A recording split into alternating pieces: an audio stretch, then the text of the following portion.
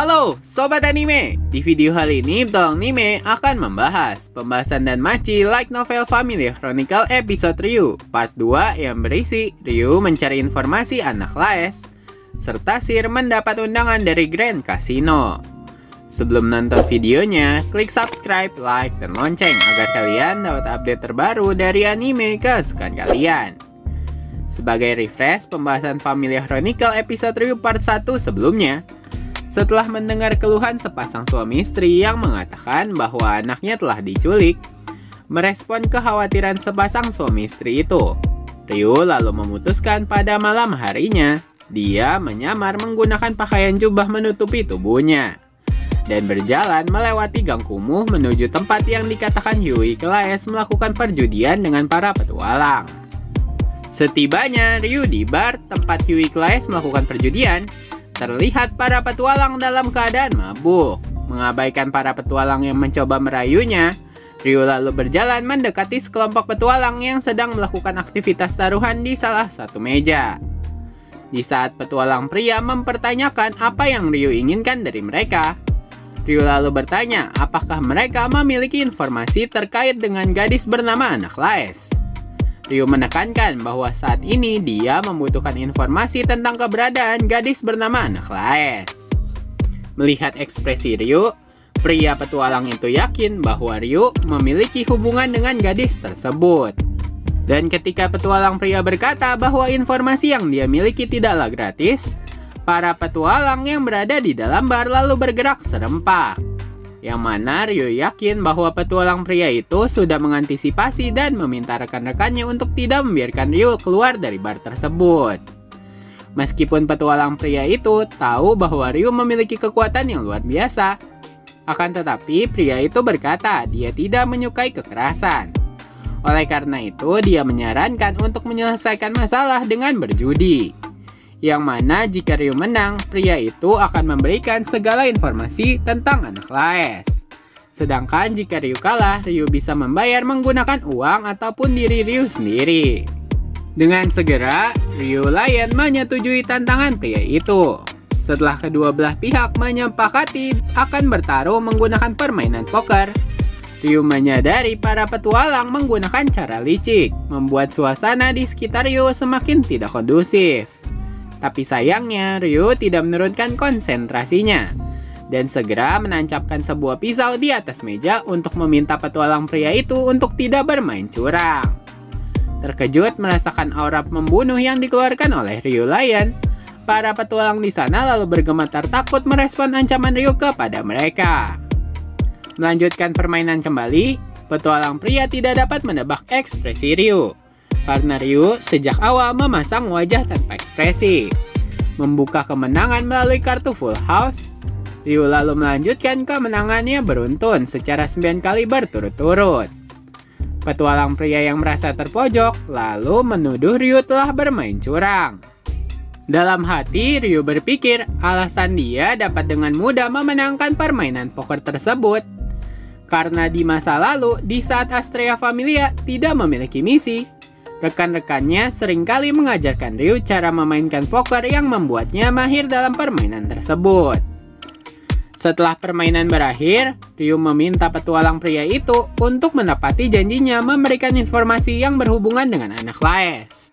Akan tetapi, petualang pria itu justru mengingkari janji taruhannya dengan Ryu, dan meminta rekan-rekan lainnya yang berada di dalam bar untuk melenyapkan Ryu Lion. Menyadari niat membunuh yang diarahkan kepadanya, Ryu telah mempersiapkan diri jika para petualang di bar itu berniat menyerangnya.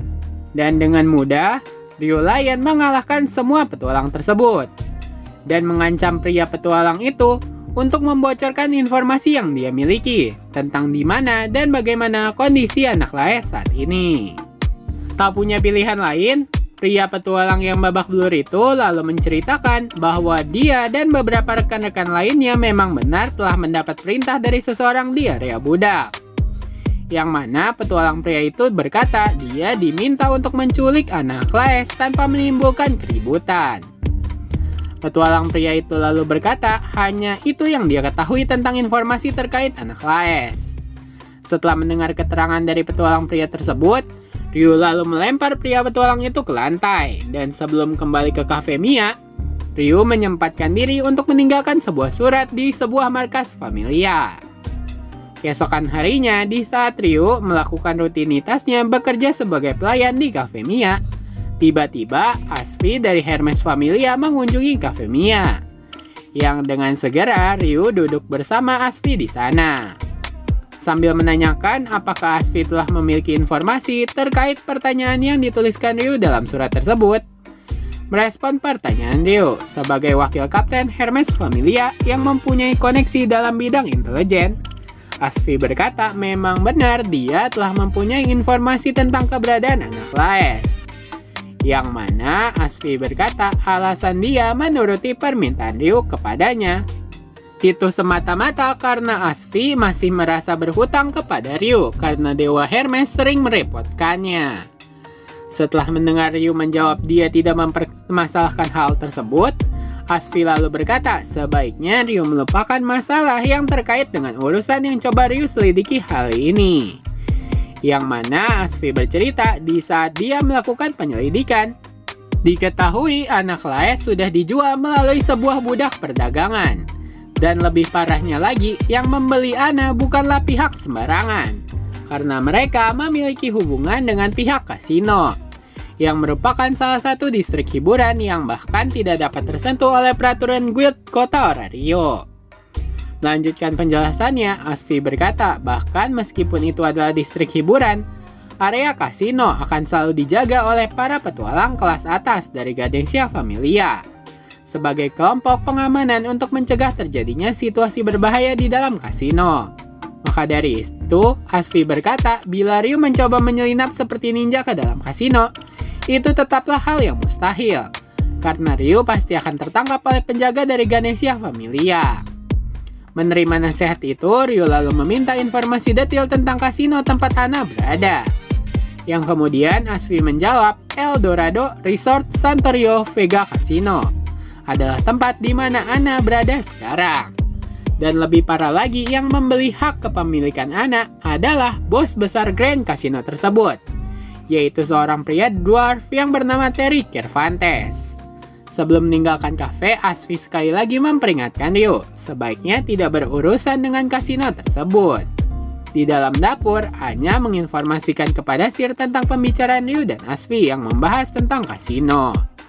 Dan setelah Asfi pergi, Sir merasa cemas dengan ekspresi yang ditunjukkan oleh Ryu. 2 hari setelah Ryu mendapat informasi dari Asfi, Ryu memikirkan berbagai macam cara untuk menyelinap ke dalam bangunan kasino. Akan tetapi, mengingat penjaga yang bertugas merupakan petualang kelas 1, Ryu berpikir menyelinap hanya akan membuahkan hasil yang sia-sia. Di saat Ryu murung dan berencana membuang sampah pada hari itu, Ryu mendengar suara percakapan dari orang yang dia kenal. Dan di saat Ryu melihat ke dalam gang tersebut, terlihat Sir sedang berbicara dengan pria berekor kucing, yang segera menghilang ketika Ryu mendekati Sir. Sebelum Ryu bisa menanyakan siapa orang yang Sir ajak bicara sebelumnya, Sir lalu menunjukkan kepada Ryu bahwa dia mendapat sebuah undangan dari Grand Casino.